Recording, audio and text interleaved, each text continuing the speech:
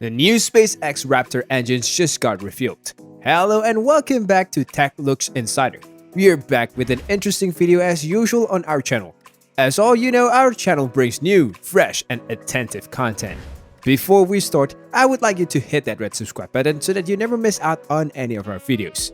Raptor is a group of full-stream arranged ignition cycle rocket motors created and produced by SpaceX for use on the being developed SpaceX Starship. The motor is fueled by methalox, cryogenic fluid methane, and LOX rather than the Kerolox compromising RP-1 lamp oil and LOX utilized in the SpaceX earlier Merlin and Kestrel rocket motors. The Raptor motor has over 2 times the push of SpaceX Merlin 1D motor that drives the Bird of Prey 9 and Hawk substantial dispatch vehicles. Raptor is utilized in the Starship framework in both the super weighty lift, very substantial sponsor, and in the Starship's shuttle, which goes about as the second stage when dispatched from Earth and as an autonomous rocket in LEO and then some. Starship is intended to be utilized in different applications, including Earth Circle satellite conveyance, sending off a huge piece of SpaceX Starlink satellite heavenly body, investigations, moon landing, and colonizations on Mars. 33 ocean level variations Raptor motors self-control the very substantial per motor. While the Starship rocket contained 6 Raptor motors, 3 enhanced for sea level and 3 upgraded for vacuum. The basemost area, casually called the skirt, houses the Raptor motors just as composite overwrap pressure vessels that store helium gas used to turn up the Raptor turbopumps. Over that part are the fluid oxygens and fluid methane charged tanks, isolated by typical arc containing a little circular methane header tank used to contain fuel for landing. 6 Raptor motors power the shuttle, 3 intended for oceans level activity, and 3 Raptor vacuum motors streamlined for use in the vacuum of room, delivering an aggregate push of around 14 mN. SpaceX made one more stride towards approving the rocket motor's innovations that determine its Starship rocket. Interestingly, engineers at the organization's touch of a vacuum form of a Raptor rocket motor that had been appended to the Starship upper stage. The test terminations at the Nightfall in South Texas kept going for some time. Be that as it may, it seems to have been fruitful, and it checks one more box in the progressions of specialized tests SpaceX should finish prior to dispatching Starships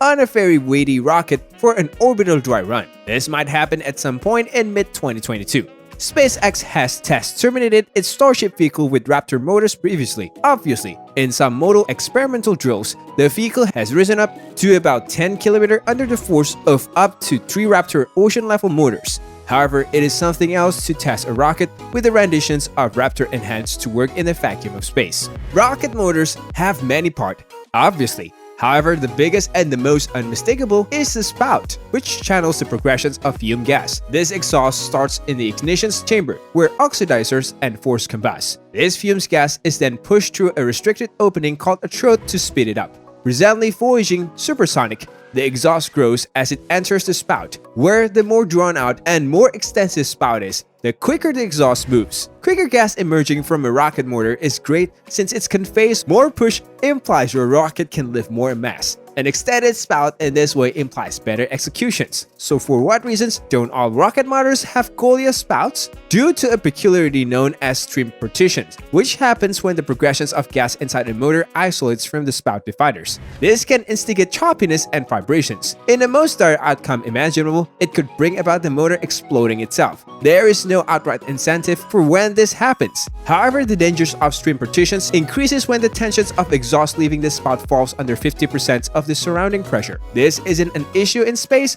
where the air pressure is basically zero. However, at drift level, the bigger the spout, the more noteworthy the danger of stream partition. The most well-known method for resolving these issues is to plan a rocket's first stage with motors enhanced for executions at drift level and an upper stage with vacuum upgraded motors. The Bird of Prey 9 rocket, for instance, has the first stage with 9 Merlin motors with more modest spouts that accomplish basically everything in the lower climate, and a Merlin vacuum motor with a much bigger spout for space. NASA's space transport adopted a more crossover strategy. Its principal motors, which terminated all through its flight profile from dispatch into space, forfeited executions on the 2 finishes.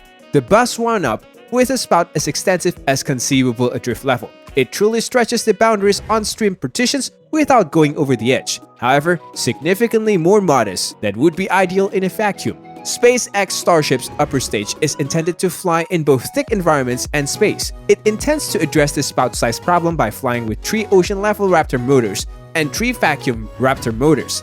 The recent test denoted the initial time one of the vacuum motors was connected to a Starship vehicle and test terminated. The most experienced US upper stage motor, the RL-10 made by the Aerojet Rocketdyne, has a gigantic extensions proportion, in that its spout size is a lot bigger than its throat. So this motor must be tried on the ground in an enormous vacuum chamber. SpaceX test on Thursday occurred outside in South Texas, a couple of feet above ocean level. So how did SpaceX complete the test terminating a vacuum streamlined motor without annihilating it? Because of this inquiry, SpaceX author Elon Musk said on Twitter that the organizations tackled these issues by building the Raptor motor to deliver an extremely high chamber pressure. The motor is additionally not yet completed advanced for a vacuum, so there was sufficient edge to keep stream partitions from undermining it.